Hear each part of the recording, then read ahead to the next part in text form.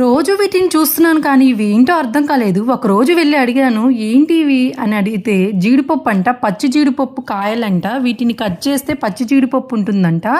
వాటిని కూరల్లో వండుకుంటారంట, బాగా క్లీన్ చేసుకొని. చాలా బాగుంటుందంట కర్రీ చేసుకుంటే. మనం టమాటా కర్రీ ఎలా చేసుకుంటామో అలానే ఈ జీడిపప్పు వేసుకొని చేసుకుంటారంట. ఇది పైనది కట్ చేస్తే ఇలా ఉంటుందండి. దీనిపైన కూడా పొట్టు తీసి శుభ్రంగా నీట్గా క్లీన్ చేసుకొని కర్రీ అయితే చేసుకుంటే చాలా బాగుంటుందని చెప్తున్నారు. బయట నాకు కనబడ్డాయి కానీ నేను అడగడం మర్చిపోయాను. సో ఈరోజు ఇక్కడ అడిగి కొన్ని కొనుక్కొని వెళ్ళానండి. కూర అయితే బాగా వచ్చింది అసలు. సో జీడిపప్పు కూర అంటారంట. వీటిని ఎండబెడితే మనం తింటాం కదా, నట్స్ లాగా, జీడిపప్పు నట్స్ లాగా అవుతాయి వీటిని ఎండబెడితే.